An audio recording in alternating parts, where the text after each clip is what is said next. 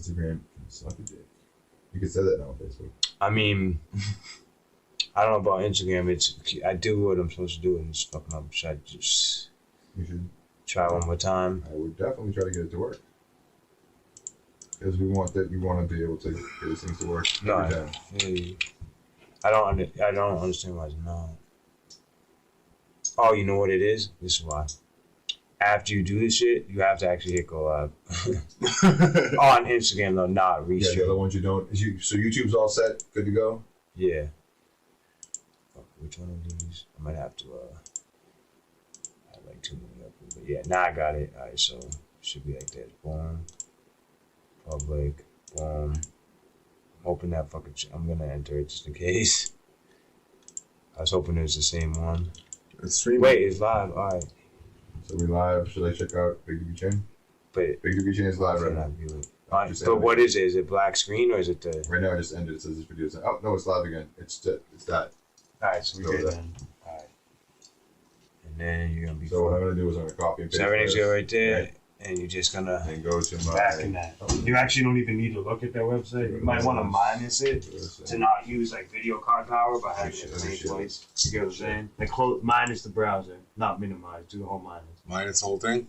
Don't exit. Minus. Yeah. So it's not like using the extra. Right, but so now on my Facebook, go to your Facebook. That'll actually be from his. Yep. Okay. So now we all share the shit. Nate, go to my Facebook and see if it's sharing this video. We are in this bitch. Shout out to the live stream. Hit us with the donations. Hit the bell.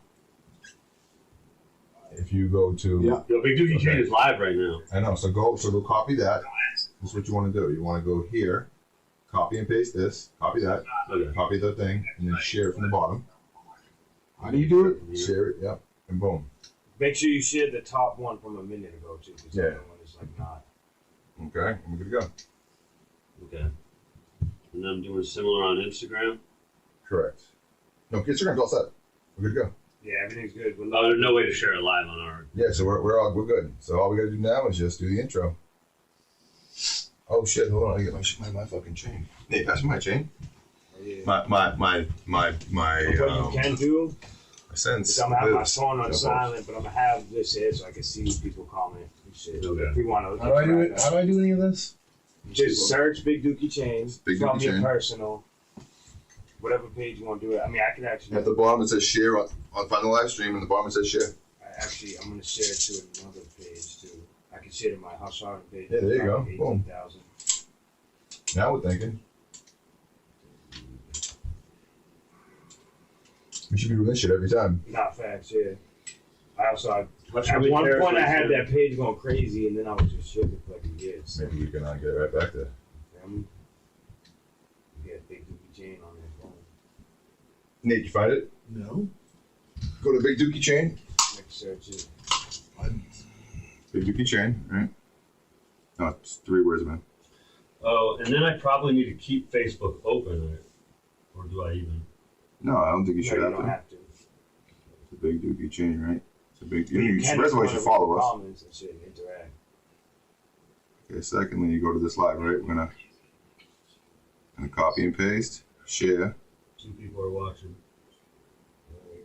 I'll wait for me to see. You know what I'm saying? So every time. I'll wait for me to see where they are.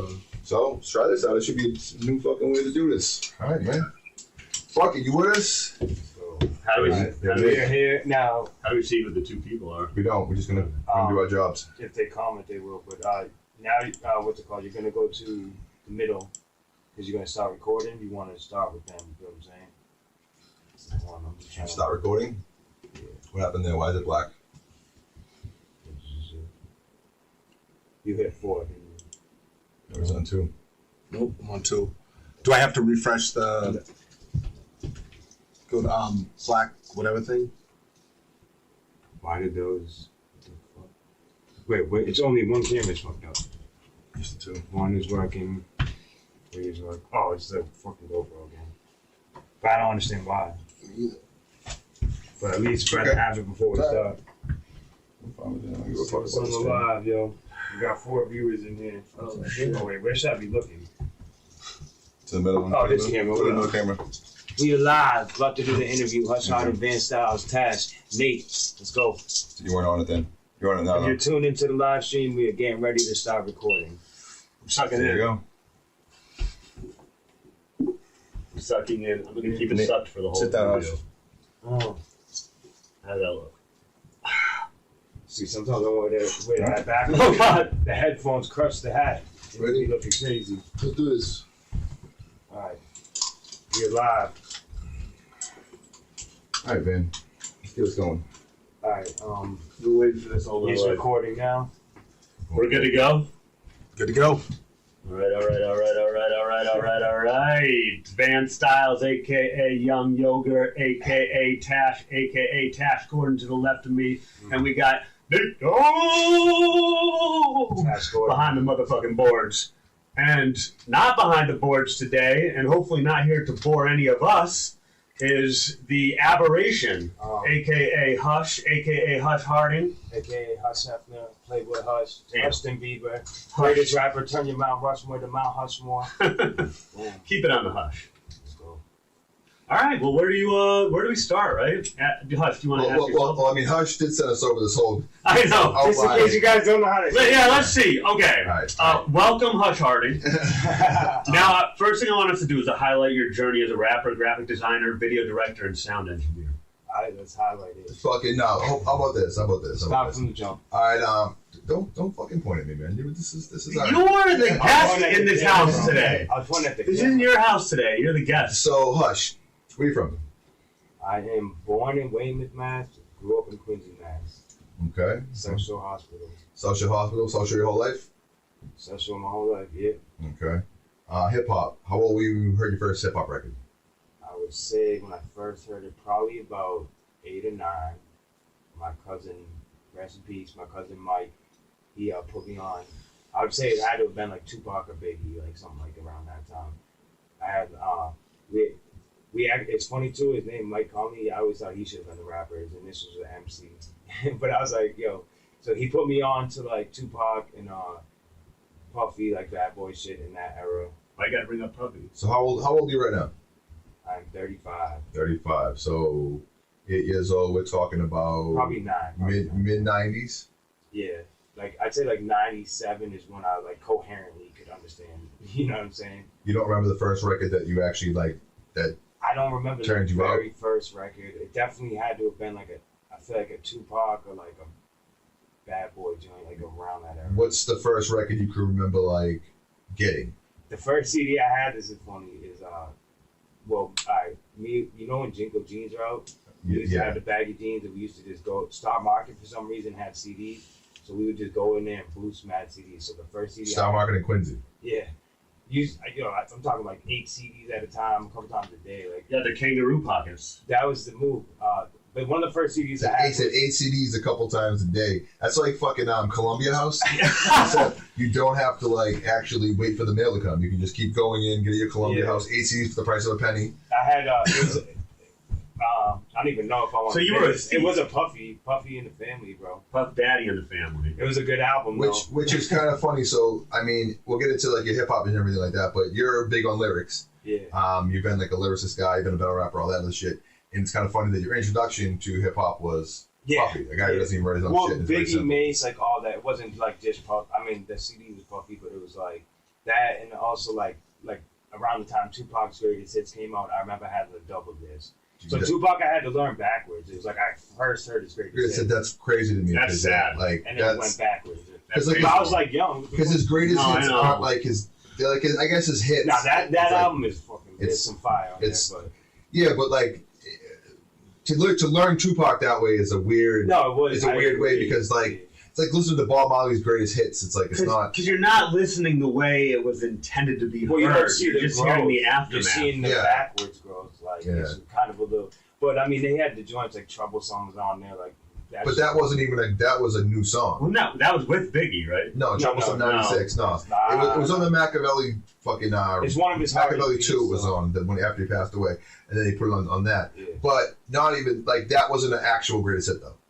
No, but that definitely was not a greatest because hit. that was a Even new though song. It's There like was two new songs that came out. That was one of them. Oh, they just added that. All right. That That one was stuck one. out to me because it was Changes like one of the darker ones. Changes was a new song. Changes was a hit for sure, though. That was a new song Yeah, though. yeah. That was never out before. And then there was like one he was talking about.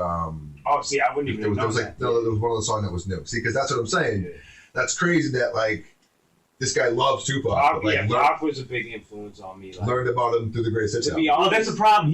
He was born too late into hip hop. They're already making best of. There was no best ofs that could exist in '82 I mean, when God was I was born. born in a good time. Like I missed some of the like ill creation shit, but like when I can't. No, you came out of the hatch, and you're getting fed what the industry wants you to hear. The best of Well, I was albums. getting Man, some private Russ, shit.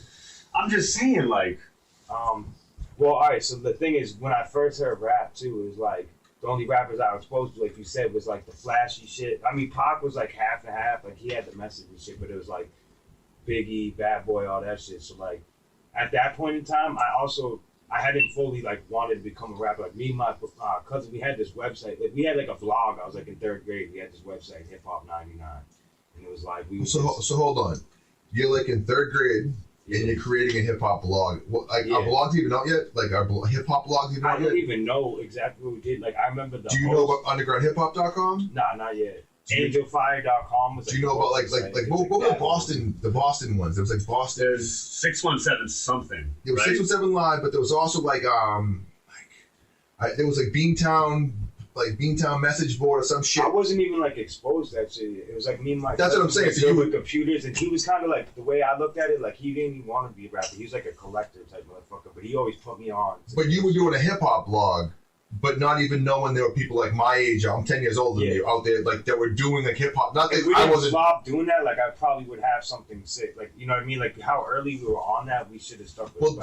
When AWOL was out doing shit, there were like message boards in Boston. There was like Rep the Beam. Oh yeah, Rep the Beam was one of them. Good. There was 2 of them. Rep the Beam was one of them. There was another one, but they were like message boards and hip hop blogs, but way before hip hop. I mean, I was also doing like the internet diss track battles and shit because when I first got. Hold on. You're going too far ahead. Right. So you're like a little kid. Like it's some cannabis. Like cannabis is in like a fucking studio with a laptop. Everyone's know what the fuck you're doing. Yeah. Because there's also a disconnect here that I want to kind of portray with you. The reason we have you in about Big Dookie Chain, the reason why we reached out to you to begin with, if anyone doesn't know watching this, is because Van ran the radio station for 88.9. I'm in my 40s. Van's in his 40s, and we wanted someone that was a little bit younger that had like a little bit like as a generational gap.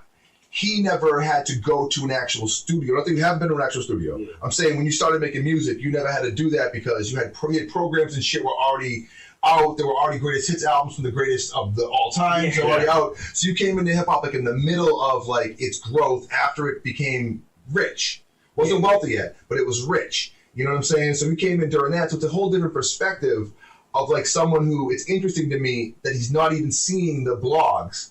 Because he's not old enough to be at the shows to know that these things exist, but he's creating his own in 3rd grade. It's a little wonder. Yeah, but who the fuck else is doing that? Right, not many. Yeah. So that's what I'm trying to get to, and then we'll get to like what made you even want to do that. Well, I don't even know if it was my cousin's idea or not, because we also were like, we were just like big on the internet, like not like some crazy hacker shit, but like he ended up becoming like a professional gamer and shit, like before he passed, and we was just like in like you said, forums and chat rooms where we would have like hookups. Like I remember he's like, I got the hookup for free hosting. Like we got our own, like back then, like getting the .com for free and shit. Like, which is like I don't even know how that works now. And we was like, we was like HTML coding, like which I don't before MySpace, and then everyone got MySpace, and they, you know, when you copy and paste like the codes, like I made my shit. Like so, Hush, people that might not know who you are in any aspect, Hush also is someone who does like he does websites and he does graphics and he does video editing. Beats, web design, you fucking name it, he's kind of into doing it, whatever that may be the package, upon the package. Creation. I made a few memes. It's true. So that's just kind of, it's just interesting, like, your story through hip-hop and, like, the persistence is kind of, like, what I want to bring across for you to people, you know what I'm saying? So how, like, when you're a kid and you're doing blogs, and you're listening to, like, the Tupac greatest hits, like, at what point do you decide, like, you're going to be a rapper? Like, how old are you? Probably like 10 or 11. Which is crazy. Yeah. So then I was writing, I wrote a few rhymes. Like we had to do poems. And stuff. Like, what's your first rap about? when you're 10? My first rap was like a fucking Easter poem. That's what I'm saying. Okay, so like, yeah. But then right after that, it was like that was like the one that was like a poem, and then after that, it was like all like rap shit. So what's the first time? Like, what's your first bars that you wrote? Like, what's your first? What is 10-year-old Hush talking about? I mean, all right. So like the first three, like the Easter poem and then two other, like that's before I'm like I'm a rapper. It's like kind of school shit. But once I started like my first, What do you mean, rap, kind of school shit? like I couldn't be swearing in it, and like it But was what's the subject matter? just like simple ass words, like one simple rhymes, like I want to hang with my homies, but my mom will let me one, like so I'm lonely, like simply like shit like that. But that was like I said, those I don't even consider like the very first shit that I recorded. I actually had some real shit. It was like I'm in your area, the sickest and the flyest in the area, like mosquitoes with malaria or some shit like. So you're like 11 years old doing Saying some that? shit like that, yeah. Doing that? My dad used to always laugh because like I remember he was like telling someone about it, like because he's like motherfuckers rapping devilish dentistry and just like the melodies, like I don't even know, he probably never heard some shit like that. So is your father the one who introduced you to hip hop? Nah, he was like into rock music and shit. He wasn't even like fully. He was like half supportive, then not supportive, and then once he saw me like actually getting some shit, he was like proud of it. You know what I'm saying? He passed away, but I was glad that I got him to see like some of it like come to fruition. You know? Okay, so you're back. So you're back, and you're 11 years old. You passed your first 3 raps. Yeah. You write your 4th rap, and your fourth time you write something, you're recording it. Yeah. So like the first, like you're like, so that's insane in itself too, because nobody does that. I also like Like that you knew how to do that. Yeah. So how I was on. How'd you learn to do that? All right. So I've been on computers like since I was like 6, like before Windows was even a thing. Like I remember when I was first on a computer, it was like the MS-DOS shit. And my uncle, like if I wanted to play like this Mickey Mouse game, it was like the code was written on the paper and it was, like, it was open. So that's it right there. Right there is the spot. Right there. We always say, when did it shift? Right there. When an 11-year-old. No, I was like 7 on the computer. When an 11-year-old doesn't have to get on the bus, get on the train, go to some fucking inner city neighborhood, pay $170 a fucking hour, know the engineer, know his rap, know the whole thing, and then have to actually live that as well. None of that has to exist. All he has to have is a computer program. He's an 11-year-old at home doing the exact same shit. You were born on Easy Street, my friend. So, but in hip hop, from that point on, not saying it's better or worse. Yeah. I'm just saying now it's accessible to people that are different Yeah. than what hip hop was Right. up to that The point. thing was, I was actually way ahead of the game back Well, then. yeah. Because everything now, like you said, back in the day was like hand to hand mixed it. Like I was still part of that era, like pressing up CDs and shit. Yeah, I but wasn't you recording on but you anything. weren't allowed to even be in these spaces because you were too young. Yeah. Like you could so Knox was like 17. We got X's on his hands. I had like Well, when I big was leads. 16, I was doing shows. That's what I'm Back saying. when But that's 16, not 11. no, yeah. That was like after. You get what I'm saying? So That's some rap. so most people when they start spitting, Yeah. they just rap. They don't even record it. They don't know how to fucking record it. None of that shit. Like you're saying from the get go, you're like, okay, the first time I did this, I'm gonna record it. Well, I had maybe like a couple just like talking shit with my friends, like shit before that, but like it was really early. I was recording myself very early on. Like you weren't wasting any time Yeah, about it was that. like You were right like, into the I mean, shit. how many songs do you think you've recorded by this point in your life?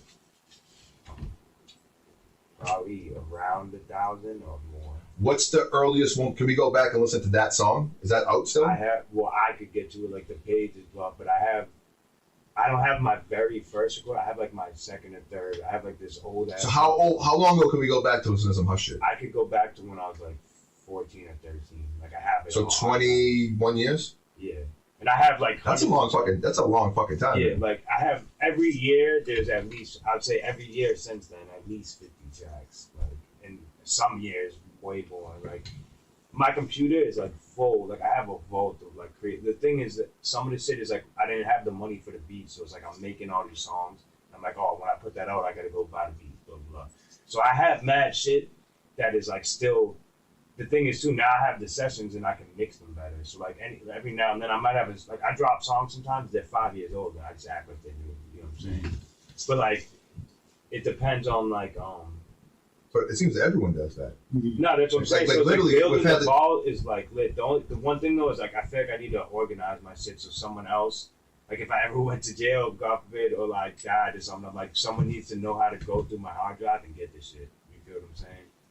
Because it's like, I gotta make that easy for people. Because I feel like it's like you have all these Pro Tools sessions, but a motherfucker don't know how to open Pro Tools and export it. Like, so it's like I do want to go back. I hate having unfinished shit. You started saying that you started like battle rapping on the so you battle rapping on the internet early age. So first I was battle rapping with my friends. Like, what's your first rap name? It was Hush. First rap. That was your first was Hush? How I got Hush though, I'm not gonna lie, it was like once Eminem came out, like after hearing like Tupac and stuff, Eminem came out and I was like, two things happened. One, I was like, oh wow, white dude is like ripping shit. And then also I was like, lyrical rap is a thing. Like you don't have, because before that I thought you just had to be like a gangster to rap. Like it was like you can't rap unless you're doing gangster shit. Like every rapper who's famous is gangster. I just like I just said, that was the yeah. So once he Eminem, is like the fucking start of you were there. Yeah. So once I had Eminem, then I started like looking into lyrical shit, and that like it led me to all the underground legends and battle rapping and shit. I was battle rapping on websites like doing diss tracks, doing like tournaments and shit. But like there's like some legendary people that were on these sites, you know what I mean? Like rapmusic.com, some other shit like that. I don't even know. I did a bunch of those battles, like, and that around that time after I did the internet battles, like probably a year or two, that's when I started getting into because I was doing those battles when I was like 14, 15. And then it was like at 16 is when I was actually doing shows and battling in 21 plus clubs and shit. So what are we at the point in your story yet where you are basically interviewing him, not even realizing that it's him you're interviewing? Oh wait, hold on. I fucking chilled off on that question. A reason I was mentioning Eminem too is because his name was Eminem Marshall Mathers, so my initials are SH. So that's where I got Hush from. Okay, all right. But I know that you also had a different name. Well, I switched my name because there was this dude Hush from Detroit.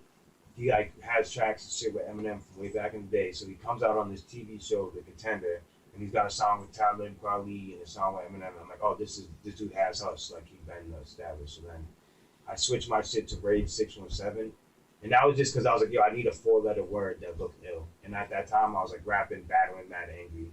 But then it fucked up my shit because then when I would meet people, like I would have different types of people. Like some people would call me Sean, some people would call me Hush, some people would call me Rage. And it's like I'm like the people who called me Hush knew me the most, really.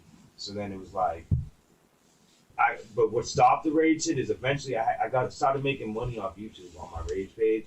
And it was like back in the day where like, I don't know, you weren't supposed to tell people or some shit. So like I made a post, I was like, oh, I'm making money on YouTube now. And then like, I don't know why, or like someone must have just clicked my ads mad times thinking they're like helping me out. And I got my monetization demonetized. I had like 600,000 views on that channel. And then I was like, well, fuck it. Everyone calls me Hush. I want to be Hush still. And then at that time I had heard like Drake has an OVO Hush. There's mad Hushes. So then I'm just like, all right, let me add my last name, Hush Harding. It got the flow like Jazzy Jeff, Dirk Diggler, you know what I'm saying? Yes. Mac Miller, the alliteration shit. So it's like and also I was like, at this point, like I said, I'm internet savvy. So like I had, you want to have your shit, if you search your rap name, you want to be the first thing that pops up. You get what I'm saying? So like, I was like, if I add my last name, my shit's easy to find. It's like you're thinking about a lot of shit that no one's thinking about at that time. That's also. No, I agree. Yeah. At one point in time, so a funny story of the Big Dookie Chain, because the Big Dookie Chain has the Hush Onion, because as Van didn't, when we started this, Van had no idea who Hush was, even though you maybe did, but you didn't. And almost every guest that's come in here has like a story that he's like a personal story of like, I think you and Pat G like were battling, blah, blah, blah, all this other shit, like it goes on and on and on and on. But one of the funniest parts of that, it's like the degrees of Kevin Bacon, the degrees of Hush Harding. So tell the story about how you discovered because he's probably at that point in the story now, he's a 14, 15-year-old kid rapping at clubs. Right. So you used to run a website called undergroundhiphop.com, which was a huge website. This is before YouTube was around. This is before at one point in time, it was the biggest like hip hop website in the world. Like it was huge. Like you guys sold so many fucking records from that site. All the underground legends always were trying to get that shit. It was huge. Yeah, I didn't know that I knew Hush until I was going back through underground hip hop videos looking for a video, and then I see a young, like 15-year-old Hush. I'm like, that's Hush? And then I came in here and I was like, Hush. And I had you look at. Did you look at yourself? That was a black poet show at the Middle East, right? Okay, yeah. So just so people get it right. You were rapping outside the Middle East and was rapping for Harper's Ferry. Oh, Harper's Ferry. Let's just get this right too, so people understand what he's talking about. So you have archives and archives of like footage from like all the time you take. No, but this is just live on YouTube. And I know. I was going to say, and this is on. This one's actually on. This one's actually on the internet. Yeah. At this point in time, you've already. We're on show like number 25 at this point in time. You know this guy, and you don't realize as we're going longer and longer, you're realizing that he actually has some history to him. There's more to this guy than just this. And not only were you. And then he was in the interview, but you were the cover that I created for the interview. Oh, so he's watching the video. Yeah, you were the thumbnail. Thank you. Yeah, that's what I was going to get to. Is like now, like you later on, you're realizing like, oh, I've already met you. You were like a little kid that was like rapping outside of the fucking thing, and you made him the actual thumbnail picture of the fucking video. It goes full circle. And you're like, oh, he's like I have sitting met right you here. too at a time with Cannabis and Slain backstage at a. That's because Van doesn't know anybody. I don't think it was a Cannabis show. It was like a cage show of Cannabis. But Cannabis and Slain were backstage. You were backstage. You had the underground hip hop mic with like the square on it. Yeah. Yeah, I remember that shit. Fucking half of That was Van's the life. first time I ever met you. Half of Van's life is people being like, hey, what's up? And him going like, yeah, I remember you. And like, not. So he has no idea about that. You didn't even fucking remember you. You should be, I think it would be a dope name to be Lil Thumbnail. Or Young Thumbnail. Just a thought. But yeah, ever since then, of course, now it's like, once you're shown the red car, you start seeing red cars everywhere. Now it's just like everyone I talk to somehow is related or knows Hush. Yeah. So that's why there's the Hush Onion. The Matrix. The Onion came to me when I was doing Buddhist meditation at a spot in Boston. And I was like telling them like, no, I'm still like, drinking and snorting coke. And they're like, well, you're just at a certain level, you're just at a certain layer in your onion. And I was like, oh, I like that. So it's like, I'm just at a certain stage of my development. And then the second time I heard about the onion was when it came out of my mouth. I was like, another fucking layer of the Hush Onion. It's never ending, layer after layer after layer. It's so deep. The onion is deep. So complex. So at this point in time, are you just like a kid that's like, obviously you're hungry to get in the scene, so your pitch was, okay, I'm just going to go stand outside of these clubs and just battle everyone that comes out that's a rapper? Well, at that point, like, so my brother was like a skateboarder kind of, and he was like chilling with older kids who were like rapping and shit. And he's like saying some of my punchlines to them, like, oh, my brother's ill, he said this, da, da, da. So then I met a couple of them, and they kind of like got me. That's how I started like doing the lead shows and shit. Was like, motherfuckers, just older cats, like. Well, I was already, like, I was at this point, I was recording myself and a couple of my other friends. But I wasn't, like, a nice engineer yet, but it was, like, still raw. Like, it was good enough for what it was. No one else had that shit yet. And I knew what I was doing on the computer and shit to a point. So I'm recording tracks. I got mad tracks. I got mad bars. So then I'm meeting, like, a couple older kids, and they would get me on shows. And at this point, I had already battled online mad. And when I battled online, like, I was ripping people. And what do you mean battling? Is this like back when you're just writing it out? No, well, there was like when I was very young, I might have did that like a couple times, but then it was like I was doing audio diss tracks is what they would do. Were they videos or just audio? Just audio. And what are they like? They're pitting you against another MC? Yeah, and like, there's like tournaments and shit. I battled like I don't know if you know Sharon. He's like one of the most famous battle rappers in the world. Me and him battled when we were both whack. I've seen you have some battles on. Not really battled. It was like diss tracks. Like I don't even consider it a real battle, but it's just funny because now watching him, he's on Wild 'N Out. He's like known as the biggest battler in the world and shit. So like, shout out to Sharon. Fucking, I know that you used to have like there was shit on YouTube. I don't know. You're not this far in the story yet, but there was definitely shit on YouTube. I don't want to like put it out there, but I remember you went down somewhere. It was you and Maroney versus someone. Those dudes got you. Like it was you went somewhere. Oh, they never got me. They got Maroney, and then by default, it was like, yo. But that not for nothing though. Lyrically, like they said something about your ex's nose or something. He was like something like boom, and it was just like they had some shit. Oh, you're talking about a different one. No, that one I know that connect. That was crazy. You gotta say what it is. I don't know the name. That was me, Maroney versus White Cheddar and James. Yes. Well, I'm cool with both of them now. Yeah. Now we all did our thing there. They were home team, but they was nice with it. They had some shit. But that crazy thing about that night, so we're fucking driving to Connecticut, We go to this bar. We're sitting there for hours before this battle. I'm drunk as fuck. I'm on So you're over 21 I'm at this on point. bad pills. I'm on my, like, in that battle, I'm so fucked up, but like somehow still able to rip. After that battle, Maroney was going back, like, we're in Connecticut. He was going back to Mass with this other chick that we were in. And my boy Gravity, who lived in New York, was doing a show that night. And in New York, like, they do shows at like 3 in the morning, you know what I mean? So it's like that battle ended at like midnight or some shit. So I'm driving from Connecticut to New York. We get pulled over. I have like the best smelling weed ever. Like, it's like I had a quarter of this weed. Like, you couldn't hide it. Like, the car just stunk. It was like, so the cop pulls us over. He makes me stomp out this weed. It like hurt my. It was like before we got pulled over, I was like, I have to give him the weed. Like, there's no hiding this weed. It just, the whole car smells stupid. Like, so I had to crush my bomb ass weed. He lets us go. We go to fucking. We get to my boy's show in New York. Are you on like Molly and pills and shit talking to this cop crushing your weed? Yeah, yeah. Was it just like he was like roll down the window and you're like, here's the weed? Is that how? What like, yeah. It's amazing when, like, thank God they're so bad at their jobs. They're like, these guys just on Molly and pills and all fucked up. Well, like, I think the state weed, troopers like, like, right. No. He might have saved me. No, I get it, but Yeah. this guy's You're such a bad police officer. He doesn't understand there's two like young kids drunk that are driving. fucking drunk as shit on pills, on Molly. I feel like just that battle get rap, right like- back on the highway. Like I feel like these cops don't want to the catch story young doesn't drunk end. drivers. it's just wild though. Like, oh, you did. Like, I don't want the cop arresting you. Don't get me wrong, but like, No, I get what what you're a saying. shitty Do your job. job. You fucking. That's like what a terrible fucking It gets job. crazier though. It gets crazy. So we get to New York. My boy performs. Gravity. He's like one of the best rappers in the world. He got tracks with all legends. Like, look his shit up. So he performs.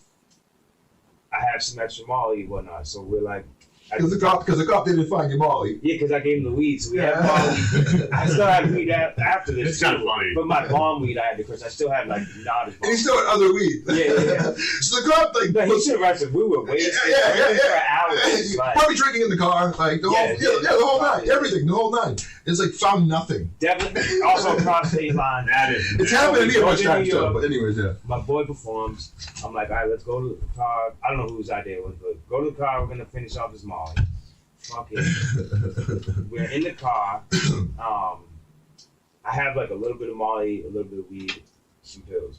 This fucking female cop comes up and she was all gung ho. Like, so my girl had the thing of Molly on her. So like somehow she didn't manage to hide it, and like she gets up and it's like under her ass on the seat. So then obviously like there goes it. I'm like, all right. So I have to. Well, it was mine anyway, but I'm like, every drug in the car is mine. So I'm supposed to be spending the night at a hotel in Times Square. Instead, we both get arrested and we go to some jail that like never even, I don't even, like, we couldn't really see where the fuck we were going because we were like in the back of this paddy wagon. On Molly. Yeah. So tripping balls. yeah, it sucks. Then I get to the place that got me chained to a table. Yeah, jail. Yeah, no, but I'm saying with this one dude for like mad hours. Yeah, jail. No, I know, I'm saying, but the story's crazy. So then when we get out in the morning to go to court, my bitch is like, she comes out, she's like, she's shackled. Send him back to jail. Yeah. Seriously. She's shackled to 6 other females. All right, we'll change it up. But they're literally like chained together, like chain gang shit and all. Like jail. Yeah, but I'm saying it was just wild visual, and I'm just like, yo, I should be in fucking hotel in Times Square right now. And then we get bail because we're out of state, and then so my friend that I hung out with, he's working at this point. We have to call his mother, who we've never met, to come pick us up at the courthouse, to bring us like back to his house. Like, it was just the shittiest. And then I had to keep going. Like, I'm not ending here, but I had to keep going back and like paying people to drive me back to New York to go to court, and it was just mad money wasted. Eventually, the 2 felonies, even though they were little amounts, it got dropped down. I took like a plea deal, and it was like a misdemeanor. Yeah, there's court. They just want you to pay money. Yeah, but I was like, yo, that fucking sucked. You're describing court and jail. Yeah. I wasted so much money though. Like, they could have just Court. Yeah, but the fact that I had to drive back like without a car, so I'm like, fuck it. Yeah, they just want their money, homie. Yeah, So I could have mailed that shit. So like, they had to go back. Anytime you're gonna go to jail, there's gonna be cuffs and people are gonna be locked up together and all that shit. Happens in every jail.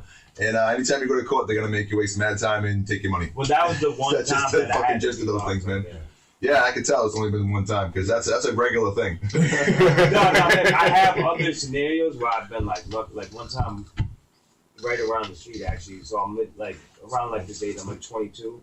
Okay. Drunk driving girl. We got weed. We got alcohol. We come from a party. I have Some live mushrooms. TV. I have mushrooms in like this tinfoil thing. This cop pulls us over, and I'm like, I have this little. Again, with the weed saved me again. I have this little ass thing of weed. See? Open container. Marijuana saves So the lives. cop comes and I'm like, all right, I'm just gonna give him this like shake. Like, here's my beer. Like it's a fiend. Yeah. Well, and then here's my beer. Like, whatever. Here's my Yeah, beer. the beer Here's wine. my beer. Well, it's open containers. Like, we're fucked. Yeah. So the cop, like, I don't know what this is like a blessing from God. Like, so I have mushrooms that I just got from his God's car. like, Michaela, hush, go down. Right. Bro. God bless him. So he's like these mushrooms are rolled up in tinfoil, and I threw them on the ground. And then literally he's like fucking with us for mad long, goes back to the car, comes back, he picks up the tinfoil with the mushrooms, and he's holding it for like 10 minutes, and he puts it on the top of the car. He hasn't opened it yet. Goes back to his car, comes back, and he's like, you guys are lucky. Like, I have to go, like, something crazy's happened. We have to leave. So he leaves, and then the mushrooms are just open. Like, he never opened the tinfoil. He just held the mushrooms for mad long. That's crazy. And then let us go, driving drunk. This is like Jay-Z's 99 Problems This story. is like all over again. this is how Vlad gets these like crazy stories. Like, Yeah. we're not even asking. He's just I like, know. "Oh, you want to know else I did that was illegal?" Well, no, I just. All right, like, yeah, those- fucking, you can tell us. This is what, yeah, I'm with it, man. Nah, we But it just sounds don't like know. this is how he acts in a lot of situations. Even with police, he's just offering everything up right at the jump. Nah, bro. This is how you talk with women? You give them the whole life story on the first date. Hey, well, I'm saying, Or bitches. if you hit a little something, you know what I mean, you can get away with the. Give them the hush It's like the negotiate. This is in Mexico or some shit. It's like the negotiation rule. He's just giving the cop Yeah. a drug. He's like, Well, I noticed it's like you come up like he thinks you're being honest at first, but really you're being extra. I mean, why would these fucking kids that are clearly? I'm convinced that cops must forget what it was like to be like a teenager. Yeah. Where they would pull over every teen in Granted, I don't roll like All that be no drunk. more. No more drunk driving. None of that crazy shit. I'm willing to bet that we could have told the Hush was fucked up off not just alcohol, pills, and Molly from like 15 to 20 feet away. That's how fucked up he was that night. Yeah. Oh Yeah, like there's no way in the world like you would have mistaken it. Yeah, like that cop is not doing this thing. Like, You know what I'm saying? like thank God, but I feel what you're saying. You know what I'm saying? Like, it's just crazy. Like, nah, let's not let that go. Like, fuck it. So, did you win the battle? Well, I don't know. Like, it wasn't like a judge battle. I think I don't know. Like you said, they could have edged it a little bit. Oh, I'm talking about that one still. I forgot. Well, that battle. So far. I mean, I've never really been like ripped in a battle. Like, What's your favorite? some people have edged me, but it's like I'm always spitting some fire Pause. shit. Pause. Yeah. That used to not be where. Right. I was thinking about it. I was like, did he just say that? Yo, Like, I don't even make a gay joke. I can't believe Ben. I know. Like, what the fuck did you see? Well, I Like, was serve like, that is shit this up. fake to me. lingo? That was the shit. These youngsters are yo, the you got me lingo. down. You got me down. I did a lot of battles. Like I made it. A lot of the times I would make it to the finals and get fucked over in the finals. Like doing those freestyle battles where it's like you're battling 5 people, you get to the finals. A lot of the times though, it's like motherfuckers would come with pre-written sometimes, and it's like I be hate ripping them in, and then it's like they gotta fucking.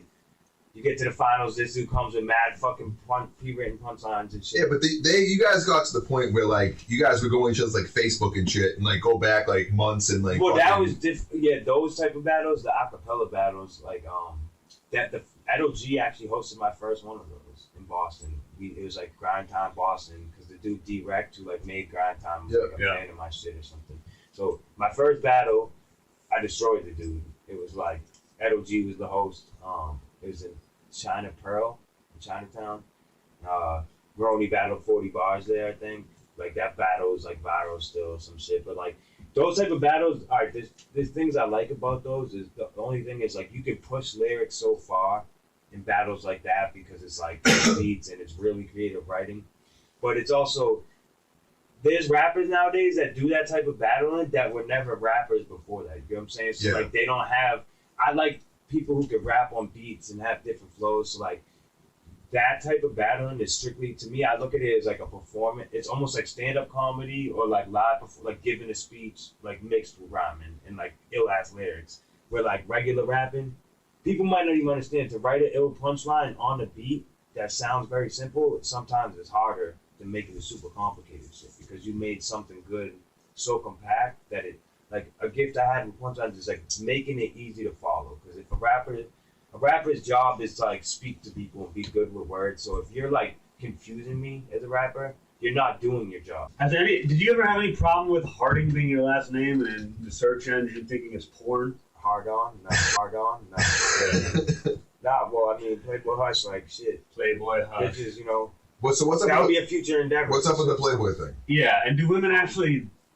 Do they dig the Playboy? Yes, of course.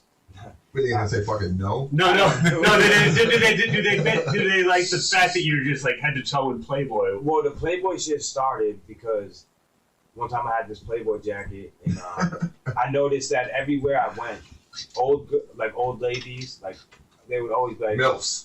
Well, it was like a cheat code. Gills. They were like, well, one. All right, first Cougars. Before the Playboy There you Hush, I was a fan of Justin Bieber, Justin Timberlake, Usher Raymond, Hush Hefner. So I was always Hush Hefner. And then I got the jacket. Who called you? Yeah, I was about to say, who the fuck called you cute? Hush Hefner. There's a lot of Hush names out here. Like, it's just that's how he was on it. You know, Hush. You might not want to use that one anymore. A lot of good ones that I can't really use no more. Like that one, Tech Hushy 6'9", that had to go. There's a couple ones, Husher Raymond, like he's on the edge right now with Diddy shit. Like that's got to go. These Hush names to drop. I need some new ones. You know what I mean? But where the fuck were we? Now I lost track. Yeah. So when did you quit drugs? Well, I didn't fully quit. Like we're talking about like heavy drug usage, probably like when I was like around like 29, 30. But then I was still getting wavy here and there. And then wait, how old is this? At this point though, like I was heavily smoking weed from like 12 till like last year, like 10 blunts a day type shit, forever. You know what I'm saying? So like. But there were some points where I was doing Molly, all that extra shit, and then it was like, then I was just smoking weed and drinking, which was like the past few years, and now I don't even smoke weed, and I drink here and there. I might get a little wavy once in a while, but I'm way more clear-headed. Like, I never realized people sometimes, I have nothing against weed, but like, I spend so much time in like smoking mad weed, thinking like, I don't know, like weed can overtake someone without them realizing it. You get what I'm saying? Yeah. Like people act like it's nothing, but like sometimes people's whole personality becomes just, oh, I need to smoke weed at all times. You know what I mean? Mm-hmm. So once I stopped smoking weed, it had been so long that I had not lived smoking mad weed that it was like, I like didn't even, once I stopped, I didn't even have the urge to smoke anymore. It was just like, I was like, all right, I get more shit done this way, because not that I'm against smoking, but I'm like, I'm right at this point in my life, like I'm trying to focus on building shit and making money. So I'm like, if weed is taking up time that I could be using to like create shit or make money, I can smoke weed later in life when I'm fucking sitting on an island rich. Then maybe I'll smoke a fat one to the face, like, you know what I mean? But I have nothing against weed or any, like, I don't look at it like that. It doesn't even bother me. Like, people could be smoking 10 blunts right next to me, like, it's cool. But So I want to get back to the Playboy thing. Right, So you're Hush Hefner. well, that's just one of those nicknames I had. I understand. So, but like, you wear an awful lot of Playboy clothes. Well, now this is what happened. I found out it was a cheat code, so I got the jacket, and my boy actually called me Playboy Hush. Like I didn't actually say it. I was like, I just had the jacket, and then but I noticed when I would go to stores and shit, like old ladies and like buffaloes were like, oh, I like the jacket. It was like a conversation starter because their brand is so established that it always like just I don't know. People always look like, oh, Playboy. So I'm like, yo, this is like an attention thing. And then I also noticed I started doing more shows. So when I did the Playboy Hush shit, I leaned into it. I started making melodic shit like girl tracks and shit like that. Once I started doing that, the Playboy Hush thing would be like, if I go to a show, the DJ's like, yo, Playboy, blah, blah. It's like, I'm not, like, you know how there's like some rappers that they always like, oh, I'm the best rapper. They try and battle everything. Or like there's the street rappers like, I'm the toughest motherfucker. I'm kill everybody. Blah, blah. I feel like when I rolled up the shows, it's like Playboy Hush. It was like, I'm here to get money and get girls. Like, don't involve me with stupid street shit that doesn't involve me. You get what I'm saying? Mm-hmm. So like, the Playboy life, like it's like me manifesting that, like living like not necessarily just mad naked girls around me, but like carrying yourself, getting respected, building a brand. Yeah, because I wanted to know about the part of the hip hop scene in Boston that had all these naked girls. Well, I mean, I would throw house parties and have all naked girls. Shit. Okay, Playboy. I'm not mad at that. Don't hate the game. Don't hate the player either. Shit. Yeah, now when I came up too in Quint, like when I was recording myself, a lot of the time, like it was like my dad was in that jail, my mom was working a lot, so a lot of the time I had the free time to be throwing parties and rapping at my house. Like my parents were there, but it was like we had so much free time every day because my mom's working till midnight. Like go to school, like see her at 7 in the morning, don't see her till midnight. Wait, your dad was in jail during most of this? Like half my life probably in and out of jail. For what?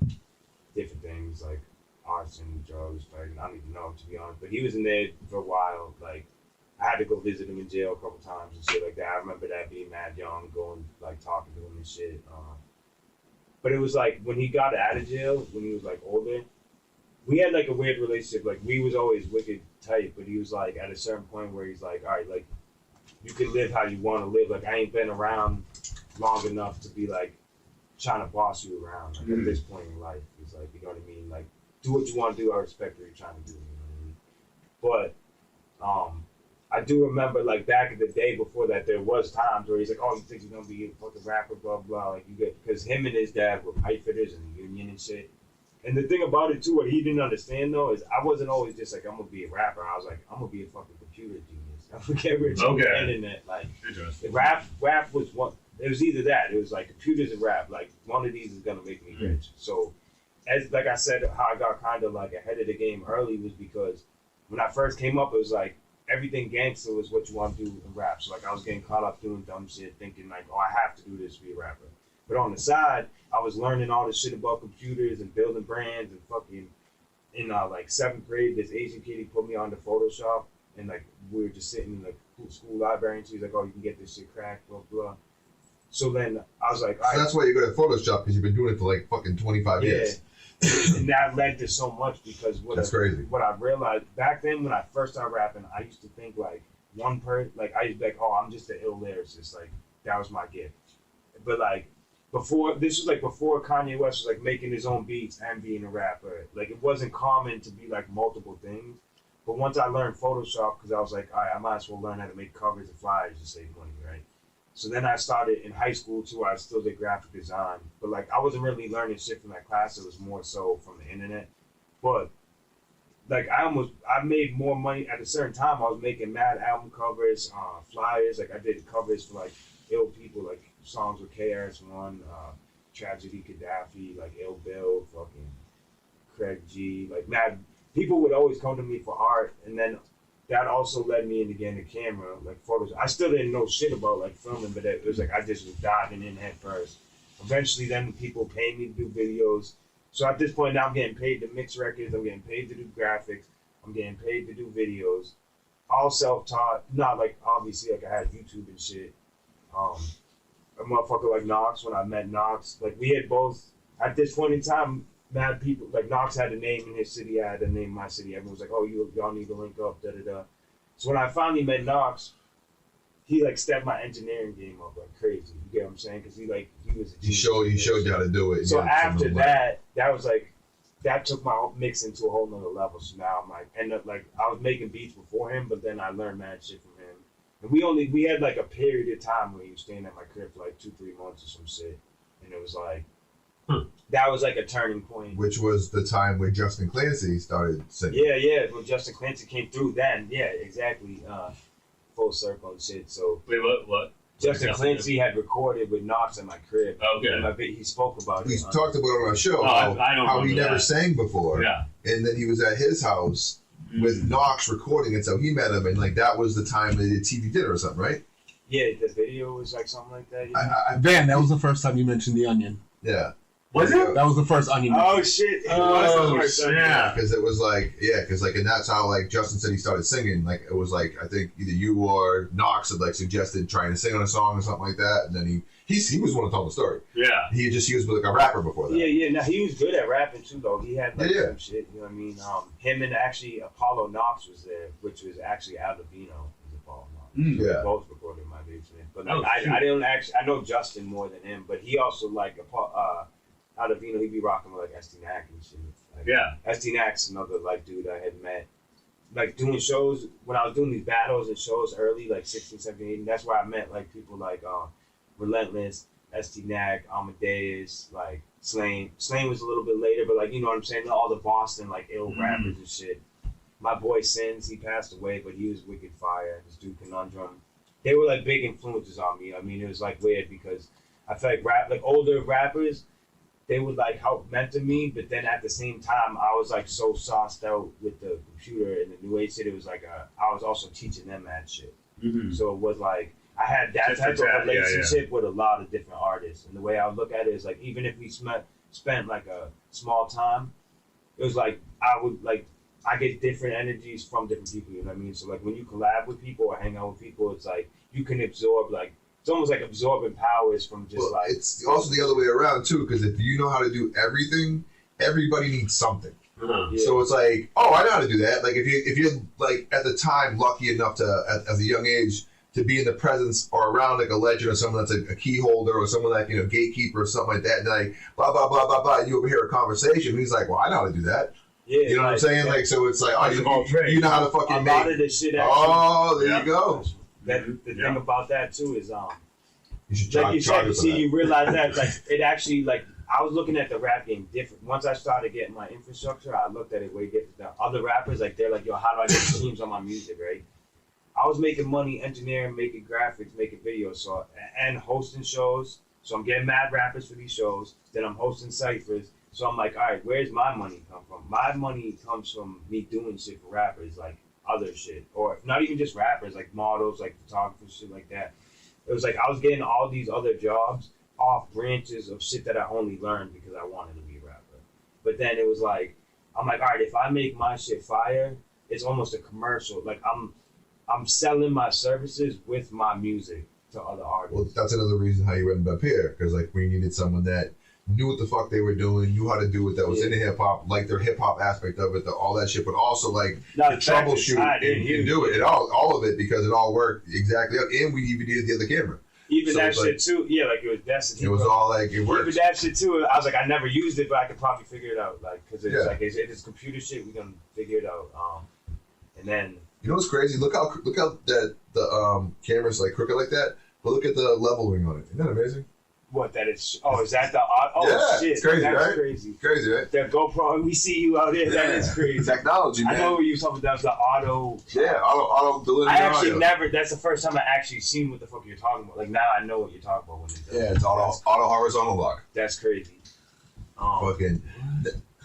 Yeah, if y'all so if y'all didn't know, the people looking at this camera that looks fucking straight is like it's like sideways. Yeah, on the tilt.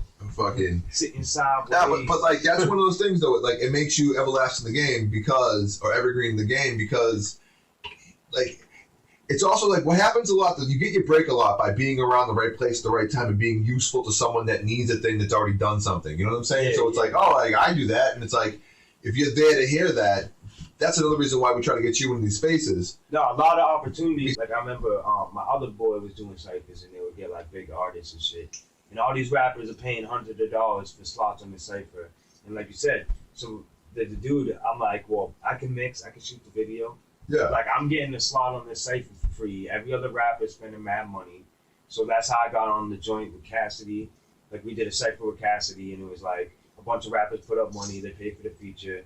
It was actually, he did 4 ciphers. So it was like, it's like 4 Cassidy verses got sent to me. And then there's like 6 other rappers from all over the place on each one. So I'm mixing mad shit. We did this a couple times. We did it with Daylight, like the battle rapper. He's kind of blowing up now too. He just dropped shit with J. Cole and shit. He's a crazy motherfucker. Yeah, if you know anything about battle rap, you know Daylight. But he's actually like cracking into Billboard a little bit now. He's like signed to TDE or some shit. Okay. But so he was the guy who took a shit on the stage. Yeah. What? Eminem shit. He actually owes me a feature. So, because one time he had his status. Well, we have the cipher together. So why not hit him up? No, I did hit him up. It was Want to have him come on the show? He raised the price. Like it was like I was gonna get a feature for $100, but I had already done videos for him where people had paid him thousands of dollars for the feature. You know what I mean? So he had his status. He was like, one of my favorite artists blessed me with a feature verse, so I'm gonna do the same to the people who call on the shit. Anyone who sends $100 right now, lock in for a feature. And I'm like talking to my boy, I'm like, this is either a scam or I'm gonna get a Daylight feature for mad cheap. He actually did, like after the J. Cole shit, he still said he would do it, but he's like, you need to toss like another 200 or something. And I was like, I kind of just want to be like, bro, we locked him for 100. Like, so why not hit him up now? I want to have him come on the show. I would love to have him on the show. He's in the West Coast. We did actually have a crazy, like, I got to hang out with him for like a day or two because we did this cipher. So he did this cipher in Providence, and this other kid I know, Sando, actually, me and Sando did the video, and Smoke, it was the first video Smoke ever helped us on, was this dude like Crisis did a cipher, feature with Daylight at the same day he was doing a ground mode cipher. So we're in Providence, we shoot this video, we're chilling with Daylight at the mall and shit, like, and he's like telling me just about like crazy antics and like. Do you know what Daylight is? No, I only know the song by A$AP Rocky. Daylight has a face tattoo. It's a Spawn mask. It's a Spawn but mask. it's tattooed on his face.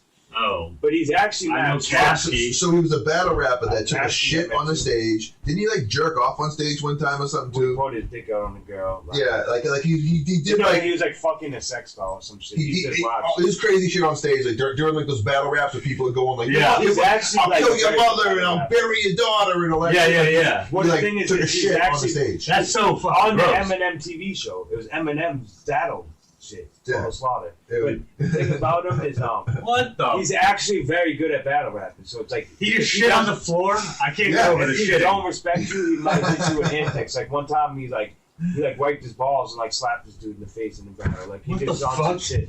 He's not a actually big chill, guy dude. either. He's not like you wouldn't look at him. I don't know if I never met him in person, but you wouldn't think you'd get away with this shit. Let's put it that way. And he does. Yeah, So he was like mid-rapping, and then he pulled his pants down, squatted, and took a shit? Yes.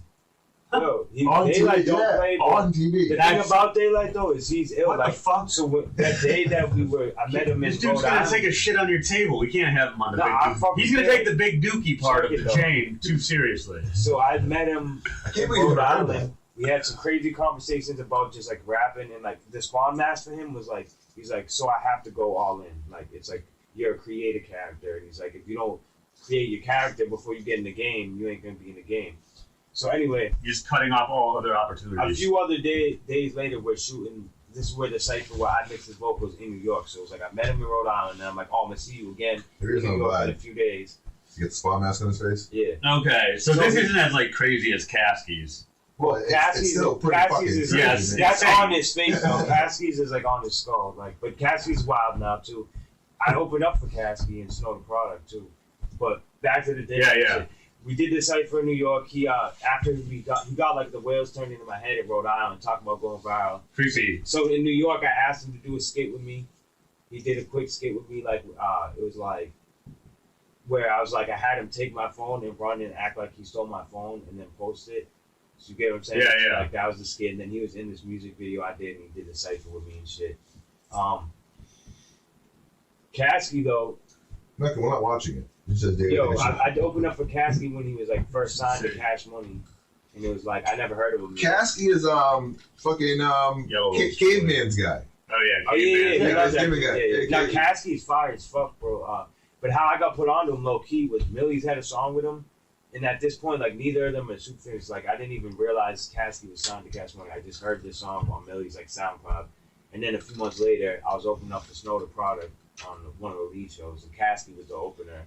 But then he pulled up and he had like all this Cash Money shit. Like he was like this white kid from Florida signed to Cash Money. He's like lyrically ill as fuck too. Though. I like him. Yeah, he's good. He's one of the illest. Like, even when he was first signed to Cash Money, I like that era of him because like just the cockiness of being like, bitch, I'm on Cash Money. Like you could just hear that. But he's still fire. He's like more lyrical now. But it's like you said, he's like all tatted up like spiritually. It's not as like. Sometimes I like when rap like there's certain shit in rap that could be like materialistic or like not necessarily the right message, but it's like if someone just is like flexing hard, sometimes it's still fire. You know what I'm saying? Yeah, no, I mean, it's all about. Yeah, I think hip hop. A lot of it is. It's all about how you're using the words too. Yeah, Like yeah. it's like if someone could talk about some shit like it's how they saying it. You know what I'm saying? The word, like how they're saying Did it. I like, feel it? Are you catchy? Yeah, I know Caskey. Yeah. Some But he didn't always look like that. like some people like the more experience they go through, sometimes you just hear it in their voice. Like they got more texture to this shit. Well, that is like soul. Like That's what I'm saying. that's, It's you like can feel how they like say soul it. and Yeah. shit. And this. But some people just say some shit cool ways. Like Nas sometimes just says like 2 or 3 words together, like in a cool way. I can't think of one right off the top of my holidays, head. holidays. Well, Like he just does it every now and Nah, then. Nas Just is say nice some with that. cool, like it's just 3 words in a row that just sound cool. Like well, cooler than a polar bear's toenails. Like polar bear's toenails, just like sounds crazy cool. author Like, shit. yeah, just like it's. I always like that part of rap too. Yeah. Is the thing too is sometimes like you want to write some like crazy like because when I write bars I be thinking like this like I'm trying to write some crazy shit that could like fuck with a Shakespeare quote type shit. But then so let's actually get into some of your shit like this. So let's talk about this because you're interesting in a way that.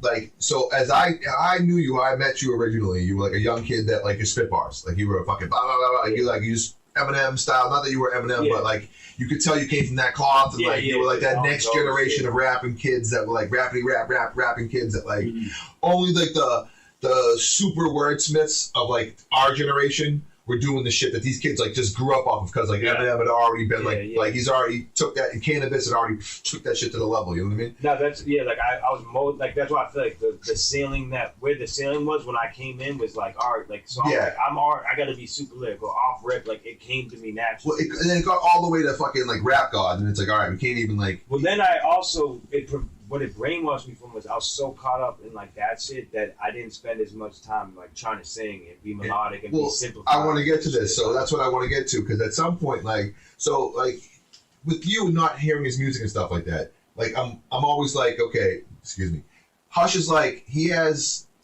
some music that I don't fuck with. Yeah. Let's put it that way. And like lately, a lot of the music you've come up with has been more of like that kind of shit. Not that I don't fuck with it, just like not my style, like hip hop rap style. Yeah. But then you came up with like that plain song, and like you're like, oh, he still fucking does this shit. Where like you multi-syllable bars, rap and then it's modern. But it's not even boom bap shit because that wasn't really boom bap. But it was like just the multi-syllable rapping verse of it, like. Well, that plain shit is boom bap, like that. But you know what I'm saying though. It's like you can tell that the writing is way more intricate. Oh like, yeah, like the writing is up. You know what I'm saying? Yeah. Like, and you're fucking like fitting.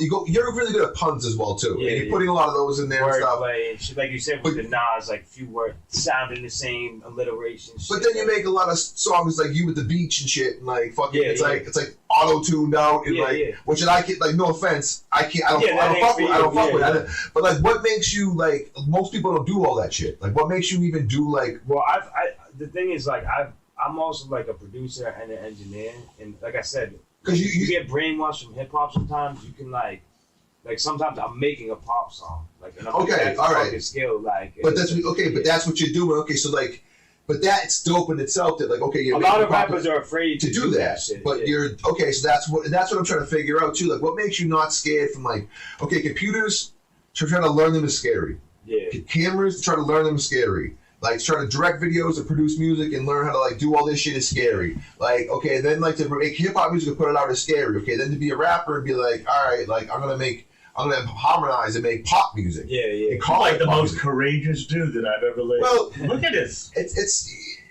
man steps into fear. But what makes you like want to? It is interesting though. Like what makes you kind of want to like do something like that? Because like most people, it's a death sentence. Yeah. Be like if you didn't hear.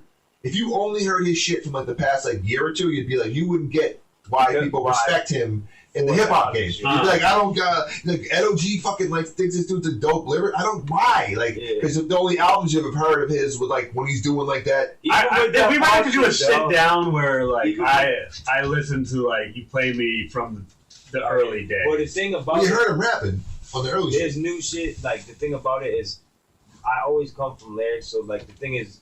When I'm making those new age songs, right, my goal is this. It's like, at face value, if you just hear this, the melody, like you said, how they say it, like the melody is fire, the flow is fire.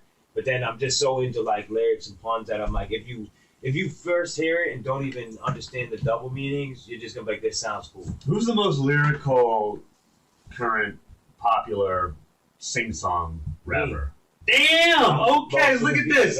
This dude is like narcissist looking at his reflection. Not a lot of people do that type of. It's mixing two styles, like it's mixing modern melodic. Okay. Second to you, Hush. No, I'm just kidding. There is another one. My boy that passed away, Fat Bible. He's crazy with it. Like, the thing is, in the game, like I don't know. There's certain people that have their moments of that shit. Like, well, Kevin Gates, like he's like. An influence on that style, for example, is like Tory Lanez, Kevin Gates, Juice WRLD, right? Okay. So Juice WRLD is like probably the least lyrical of the three, But he has this gift where it's like he can just make a song catchy as fuck. No matter what he says, it sounds good. And he just like he also unlocked like taking like emo melodies. Even like Eminem like loved his shit. Yeah, because he could freestyle. He could make a song so quickly, and he would take. What I liked about him was like he liked old emo music, right? And it's like he took his interest and then just rapified it. And like that was one thing I always did was like any beat that I hear or a movie that I watch, if there's an ill sample, I'm like, oh, I can flip that. Or like I do a lot of like I do like concepts where I'm flipping video games or movies and making animated shit. Like made a video of The Simpsons. I grew up loving The Simpsons. Like the thing, like you Have said, you seen that video of him as The Simpsons? No. I gotta show you that. I animated that myself too. Like that's what you're talking about. Like I don't even know, bro. Like how you said, like why do I just do shit? Like I had like since I was young, I just like was like I'm gonna be a rapper. I'm gonna be the illest rapper. So it's like every fucking move I do in life is literally just like this voice in my head, like what is gonna push you further as to reach this. You know what I'm saying? Why? Not in an unhealthy way, but like it's just like it feels natural for me to be like, oh, nothing's gonna stop me from being the illest. Like it's like I'm going to like. I didn't ever want to be like a videographer, computer dude. It's like I just was like, how can I not have to rely on someone else? Because if you want something done right, you gotta do it yourself. So it's like doing that over and over again. But the thing is, then I learned to help people too, because then like along the way, you might meet an ill ass rapper who doesn't have a studio or doesn't record. So then like I almost was like, like you said, like I'm in this position where I can help. Like this person needs this, and I'm the only one who can do it. So it's like I'm put here to do that. So like I feel like I help a lot of people. And sometimes like you can get annoyed, like, oh, I gotta fucking do this for them and this. But then it's like you gotta remember, like anything you do for someone else is like one, it's still practice, and it's still you still did that. Like it's like not everything. You don't need to be the star of everything you make. And I'm like I'm helping people, plus their entity's helping me. That if they're paying me to record, like they're funding my studio upgrades. You know what I'm saying? So it's like I feel like another goal in life I had is basically just like how many people can I make better? Because it's like if you come around me, like I'm a photographer, I'm an engineer. If you come around me, I'm gonna teach you how to use your voice. Like I'm gonna help you write a song, make you sound the best you ever had to sound. I take your pictures, I fucking edit them up, make you look ill. For what it's worth, I mean, sitting right here, he's helped us. Yeah, like, yeah. A huge amount. Like, Yeah, I mean, everywhere. Right now, we have like 3 cameras. We're going live in like 6 places. You know what I'm saying? We just like built our web store out. We're about to do our Spotify and shit. Like he's a big part of helping us with all of that shit. You know what I'm saying? Which is making this platform bigger, which is now giving you a bigger platform because you're about to spit your 16 bars and this is all over and shit. And like, and vice versa. That's exactly it though. I mean, we just help each other up, and like you winning is not me losing. Like I seen you say that the other day. It's always like, and that's so true though. People don't realize that sometimes. They don't think that we're there. They're in this competition that doesn't exist. It's like Deadeye said the other day, he was like I don't have to be, like you said at the start of the show, he was like, if my part of the art is only 10% of it, like I'm okay with that. Like this being me only having 10% of the input of this one, I do 80% on this one and 10% on that one and 20% on that, but like it's dope. It's a dope fucking concept. The thing too is hold up. It's still going though. It just has the line. Yeah, but we got the in the how come in the corner we have the 3 to the 5. Yeah, this one is about to die. All right, so put it on hush. Yeah, switch it. Then hush. Let me just Keep talking, man. I'll keep doing the thing. Yeah, we could. All right, so we still on this. So what are we? All right, yeah. So we was talking about what was the last thing you just said, Tash? Working on. Oh, like helping people. Yeah, it's like helping people up their levels, and it's like the thing is if you're making someone the best version of themselves, naturally they're gonna want to like help you if they get an opportunity where like being in the right moment, they're like, oh, Hush helped me do this shit, make my album cover. So now they're in a situation where they're with some other person who needs pictures or albums. Like, well, he helped me, I could get him this opportunity. So once I realized the more people, because I used to sometimes would be bitter and think like the opposite, like, oh, I need to focus on my own shit because I'm spending too much time doing other people's shit. Like, I wish I had more money doing this, da da da. But then when I got older and wiser, I was like, it's actually the opposite. Like, I'm actually blessed to be the person that can make this person be the best version of themselves. I get paid to make people the best version of themselves, and it's like literally I've had a kid record me, and then like record his hook or whatever, and like his parents like heard the shit like, yo, that's you. They didn't even know it's you. Like teaching people to like use their voice, teaching people how to count bars, how to rap. Like it's just been doing so many reps in every aspect of it, like the internet shit, the video shit, like photography. It's like literally, I feel like at this point, it's like I basically am a record label. Like like literally, like it's like everything a record label does, I know how to do to a high degree. Granted, like if I had more funding and shit, I could bring it to another level. But it's like I always help putting rappers on shows, putting rappers on ciphers, doing photo shoots. Like every aspect of rap, I help people out. You know what I mean? Mm-hmm. And it's like that's a good feeling. And that's another thing too. Is like how you gonna blow up? Like you gotta make the people around you fuck with you before. Like you ain't gonna just blow up if you don't make people better. You know what I'm saying? Like. If you're dragging people down, you're gonna stay down. If you lifting everyone up around you, eventually you're gonna get to the top. Is there like a time you could think of where you helped somebody out and then there was like quote quid pro quo? Well, they came back and it was like, okay, this just illustrate the point you're making. Oh, well, like Maroney rapping, right? It was like one time he was doing battles. We were doing the battle shit together, like. Not that I like forced rap, but it's like we started rapping pretty much together, and I was always like, nah, I'll record all your shit, like like we was like a duo in a way. So he was battling one night. He battled this dude, and he ripped this dude. And Slane is there, and Slane is like, who the fuck is that? Like Maroney bodied this kid. Okay. And he took Maroney to the studio right after that battle, and then after that, why this is big is because after that. So he's taking Maroney under his wing. They kind of look alike and shit. He's like, you fucking stole my face, blah, blah, blah. So they do like this one mixtape track, and then Slane is putting Maroney on. He's putting him on albums. He's on multiple tracks, like killing shit. And Maroney's spazzing. And the thing about that though is Slane's engineer is Louis Bell, who's now the only fucking producer to go double diamond in history. So I'm just hanging out at these studio sessions. This Post Malone's producer. Yeah, engineer, producer. So the thing about Louis Bell is I had heard, he's a Quincy legend, so like I had heard about him for years before I ever met him. So when I met him, now I'm in the room, it's Slane, Maroney, I'm rapping, we're doing rapping, but at the same time, Louis Bell, I'm like, this dude is the computer genius, you know what I mean? So like, well, we're all rapping and shit, but like I'm sitting behind this dude, like watching him melodic vocals, like watching him.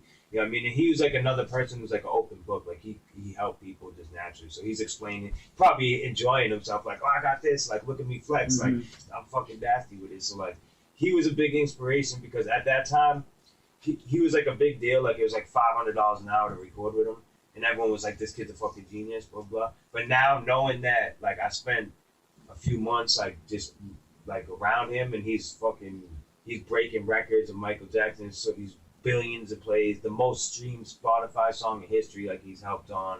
So like between him and Knox, I was like, yo, I'm blessed to be in these rooms of like people who are like the illest engineers ever. You know? But like about how much time do you think you spent with Louis Bell?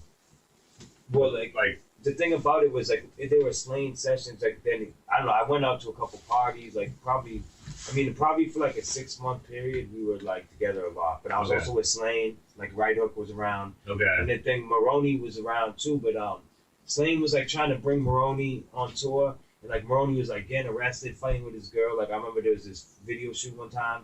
Slane had a song that Louis Bell produced. It's at Tully Banta Kane's mansion, and Maroney's supposed to be at this video shoot. You can't get the video shoot, so I'm at this video shoot. There's mad girls. There's a Playboy model in the video. This dude got a whole pool. Like his living room, like turns into an indoor pool. You know what I'm saying? There's like a fucking pool party in the winter. This dude, Terminology was there. So we're getting mad drunk. Like my girl's like, she has like asthma, like didn't have an inhaler. Like Terminology came out the cut and like saved her. He's like, yo, I got the inhaler. Like, so that was going back.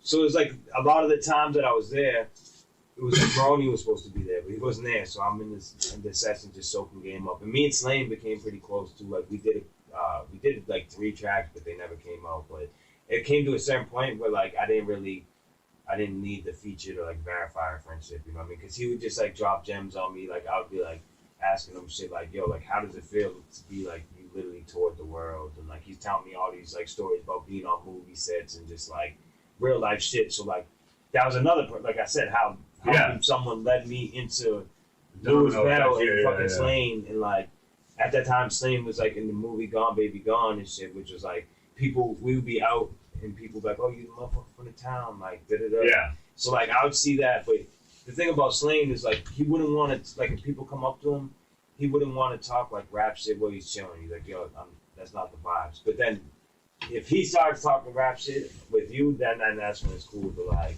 pick his brain type shit. You know what I'm saying? But he would come to my house sometimes and record. Like this dude was paying him for features in Canada and shit. Like he would just come lay the vocals and we would send him the shit. So I'd watch him just sit there and write verses. He's fucking nice with it. Oh shit. And he also too like another thing. I didn't get like you know how like who was it? It was like Ben Affleck like found him in the news. Didn't Ferrone write that shit? Yeah. So like that's crazy actually. So like What was it? What are we talking about? so Slane was in Gone Baby Gone because Chris Ferrone wrote an article about him, and Ben Affleck was like, "Yo, I need that dude." Okay, really. So, but that's kind of how like Slane. He was already like I had heard of him. He was like still doing his shit in Boston, but that kind of gave him the movie. Then he did The Town after that. Yeah. So now he does mad movies and shit. But also like he kind of inspired me a little bit too. I was like, damn, I gotta fucking get some extra. I bet you've been in some movies. Yeah. Yeah, nah. I haven't had like he had like a full ass Yeah, role. he had a full role. But I was in 2 movies, and the first one I was in was fucking The Instigators. The working title for the movie was Quincy. I manifested the shit out of this. There was a movie called, it wasn't called The Instigators yet, it was called Quincy. Instigators is the movie I'm in, on Apple TV. Oh, it's who's in that movie though? Matt Damon, Casey Affleck, Okay. Jack Harlow. All right, yeah. Okay, Big Sugar's in that movie. Ron Perlman's in it. Yeah. Fucking. Isn't Post Malone in that movie too? Wait, you said, yeah, Sugar's in it. No, Post Malone's not in it. Jack Harlow's in it. Okay. I know there's like another mass movie with that, but the thing about that was, so that was the first I had been trying to get in movies for like years before that. I never got picked, and then like the movie I get picked for was like Apple TV, like the biggest shit. But I feel like I manifested it because I was like, oh, I had a Facebook status like, oh, they're making a movie about Quincy, I gotta be in that shit. And it was like, I was kind of like hard, like joking, but I was like, yo, like, how you making a movie called Quincy? What the fuck is this about? So then they changed it to Instigators, but at the same time, a lot of the movie, I don't know if either you've seen it, like a lot of it's filmed in like Wallaston Beach, like Quincy Center and shit. Yeah. They blow up the bar like across from Burger King in Quincy Center, like Okay. Lackeys or some shit. Yeah. They can go to that bar, but in the movie they blow that shit up. And I don't know, that was a crazy scene. Like I had never seen so many big cameras, and it was like, all right, so I'm just the extra. That's what she said. But I kept being in like the right place at the right time, I feel like. So it was like they herded us all into City Hall, and it was like 15 of us go in the line, and it's like I go to the back of the line just like being nice, and then the dude who's like, I don't know, like one of the co-directing dudes, he's like, nah, you in the front. So like I literally go to the back of 15 people, and he's like, no, you in the front. And then it's like me and 2 like girls were like running out of City Hall, were covered in petroleum to like make us look wet, and then they like CGI'd the water. I don't know, it's crazy shit. But Why not just make you wet?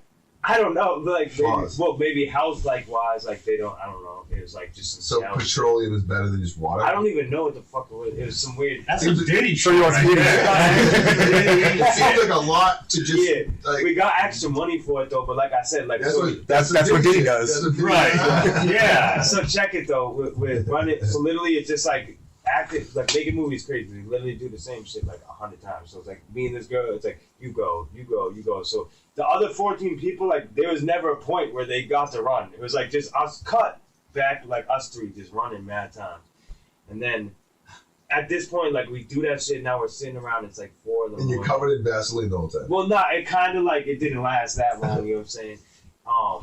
So then at like 4 in the morning, we're still there. It's like me. I'm talking with like a couple girls, and like, oh, I want to go home. I'm like, what do you mean you want to go home? Like you're getting paid right now to do nothing. Like we're getting paid double time to do nothing, and we're about to be in a movie. Like how are you complaining? Whatever. And you're getting hit on by me. You know? And you're talking to the Hush Harding. Come on, bro. Right. Hush. Hush Hefner. Playboy. Yeah. Yes. Yeah. So anyway, Dr. Huxtable. Theodore Huxtable. That's the best. Yeah, Hush V. Bogart, you know what I'm saying? So anyway, so like, we were complaining, so it's like 5 in the morning, everyone's about to leave, and then like another like co-director comes in and was like, just points to me and some other person, like, you 2 stay. So then they have us go up the stairs to City Hall, and this is a scene, like, so I'm in the scene, like, coming down the stairs while Matt Damon's, like, walking right by me. I don't even know if I made the movie, but, like, I'm literally right next to Matt Damon. and like no one else had like got to see him at this point. This crazy story though is like I'm running down the stairs. I don't know what the hell. Like picture two of these together, right? Like they had the camera on like a limbo stick, and I'm like fucking coming down the stairs, and like I have to like run by this limbo. I'm like, you about to fucking clothesline me with it? Like, why are you holding the camera on a limbo stick? Like, what is going on right now? It's like It's gonna be some wide shot or something. they had some crazy ass cameras and shit. Like I'd be like looking at that shit in amazement. Like they did the scene that I'm actually in the movie is like we're outside and they're robbing City Hall and they drop a safe onto a truck and the truck is like smashed. So we're behind a police barricade and it's like they give a close up. This girl starts running, then everyone starts running. They start playing House of Pain, I think, and like they have all this CGI money coming down and we're all just grabbing mad money. So like that was lit. So wait, so you I get a close At up 4 a.m. It was like 3 a.m. So they have you pretending you're grabbing money and they No, we were CGI. grabbing real money. Like they had mad fake money in the safe, but then like in the sky, like CGI money's raining everywhere. But I only had like a few like close like little spots. But it's like one of the parts like Ron Perlman, he says something and like the reaction of it, like it literally zooms on just to me going like, you know what I mean? So I'm like, all right, I got my close ups. Like I felt happy. And then I got into the other movie I got into, Good Burger 2, and I learned a little bit. Like after that first movie, I was schooling people, so I was like, I learned two things. So one, I made an IMDb profile and gave myself credit on that movie. So when I got in that movie, they have this thing called like the star meter on IMDb.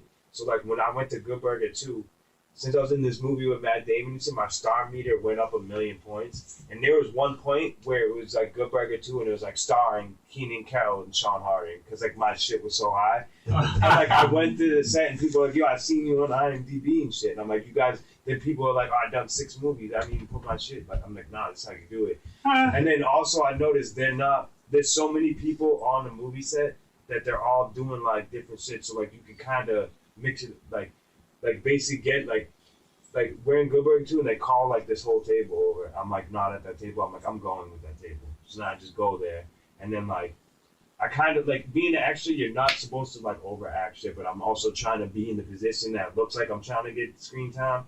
And I remember like I'm out there and this dude comes up to me. I thought he was gonna like bitch at me for like being like up in the front too much.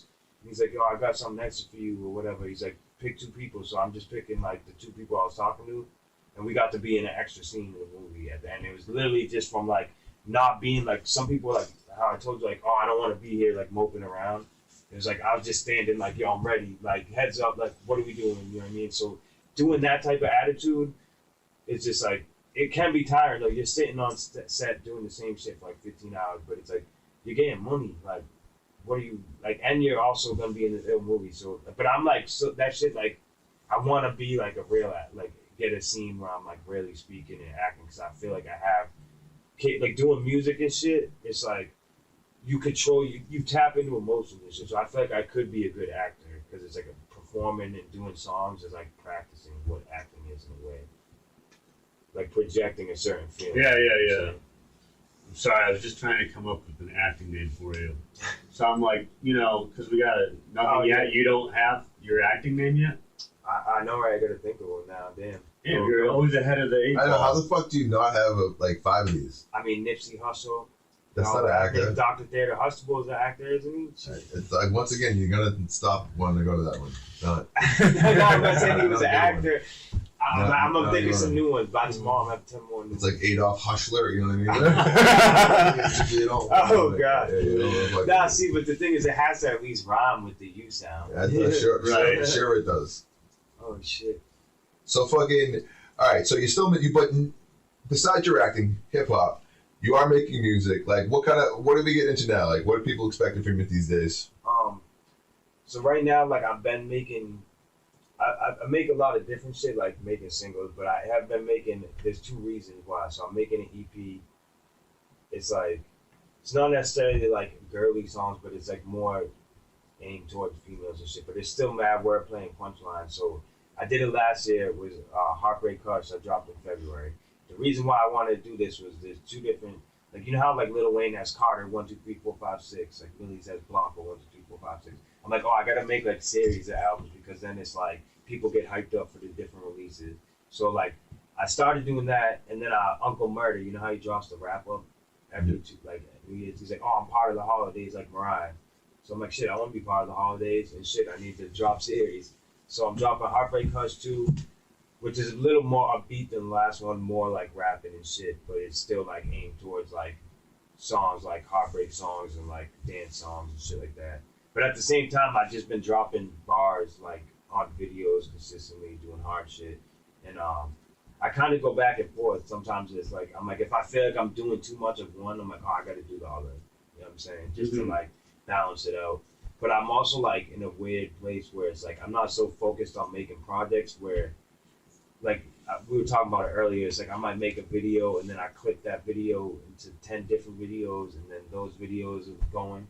So it's like rap is in a weird game where I'm like, you're not necessarily chasing like the hit album or the hit song, but it's like I'm trying to make all these clips hit. Yeah. Just go up on the internet and like, because it's like you're getting paid off the views in the internet. So like, not that you should do shit, like not that you shouldn't make it, like don't aim for views and just do stupid shit to go viral. But I'm like, all right, if I can make my art the way that I want and then just package it so it has a chance. Yeah. That's how I'll be doing it. Because a lot of rappers can make dope songs, but they don't know enough about how the internet works to even give it a chance. Like, and they'll be thinking this car like, oh, my shit got no views. But I'm like, yeah, but you uploaded it with the wrong name and no tags at phone. You know what I'm saying? Yeah. Like, you gotta play the game to win it. And it's it is annoying, but it's like, once you start figuring it out, and you're like, damn, this actually really can happen. Like, you see these people online, like millionaires, like streamers, like Aiden Ross and shit. It's like, yo, they just went for it. Like, it was like, Well, okay, so like one of your last videos is like you at the aquarium,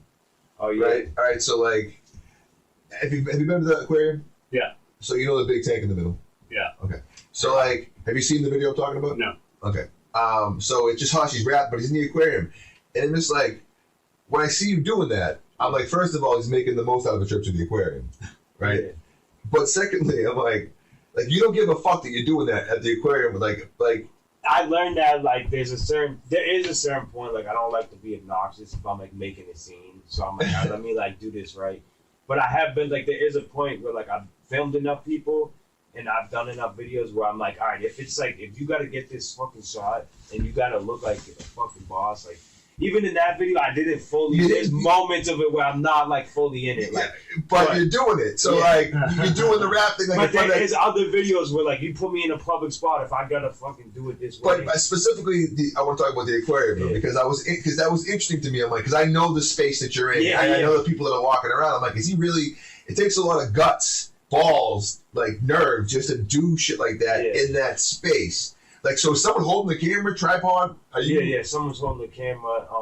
Granted though, like, you're using this guy, right? Yeah. Okay. Once I get started, like I'm like, all right, you gotta go. Yeah. And what does the whole thing take? Like that whole thing? Are you just you're doing like 5 real quick and just getting done with it? No, I'm doing the songs, but then so like, I like that one was a little bit rushed. Like if I had a little bit more time, it would have been iller. But I always wanted a fucking aquarium video, and I figured out a few years ago how, like, I don't know if you noticed, like when I'm in the part downstairs, I make it look like I'm underwater. Yeah. So I figured out that effect like years ago on a different video, and I was like, nah, this shit is too ill. Like I gotta save that for the right video. So like that aquarium one, I was like, oh, I finally got the aquarium video. I might as well bust out these effects. I got like the 3D sharks swimming by and the squids and shit.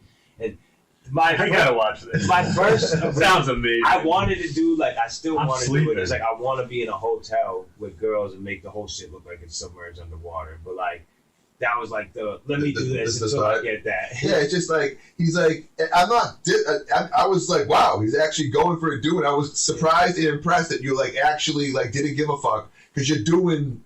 Like he's rapping. He's rapping, but he's in front of like one of the windows of the aquarium, like a turtle swimming by and shit. No, it's like that footage looks crazy. It's a good spot to do it, and I can't lie. It is like a good. I'm like, okay, like he actually utilized that space. I'm taking pictures. National Geographic. No, I have pictures of like of being at the aquarium, waiting for a turtle to swim by and taking the picture like, in that exact window. So I get what I know exactly where you were. That was actually the first song for that project. So it was like last year I was like, oh, I got to do this Heartbreak Hush shit, and then I was like stressing for a second when it turned to January, and I'm like, damn, I don't have enough songs, and then I just like pumped out. I'm like 5. I'm like, all right, actually I'm good now. I got time. So it's like not even halfway through January. I'm like, all right, I want to get like some artwork and visualizers done, and like clip up like teasers and shit because I'm kind of still, like I said, experimenting with like how to roll out music nowadays, like on the internet. Well, fucking, I want to ask you now because we're going for about an hour and a half. So I want you to know the deal. I know you have a lot of stuff going on right now. Yeah. Let's give like 5 minutes about what's going on right now with like your streaming. You're making the music online, like all that. Just kind of you know how to get you know how to get out of here. Yeah. Give yourself a minute, show everybody like where they can find you, all that shit, like how you doing your online streaming, how you doing like your Facebook, all that stuff.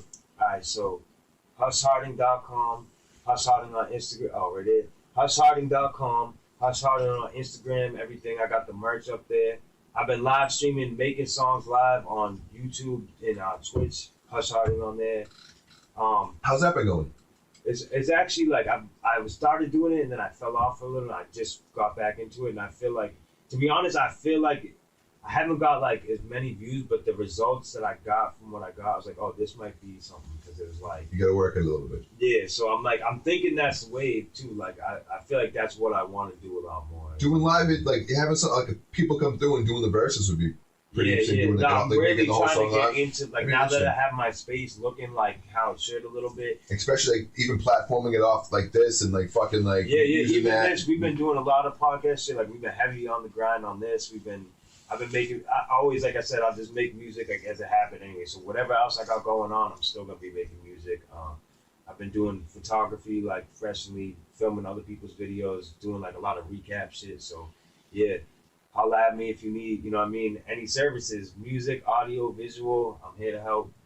Otherwise, if you want to see a master at work, tune into the live streams. Or if you want to just chop it up, tune into the Big Dookie Chain. Boom. Fucking understand and everything, right, man? Right, man, and the modesty too. Man, anything else you want to fucking ask us before we go? I'm gonna come up with so much more, and then the viewership is not gonna get as I'm gonna get when I get the answers to the questions that I'm not gonna ask right now, but I'm gonna ask later. Oh, yeah. You get all that? I got it. What do you want to tell them? Like, subscribe.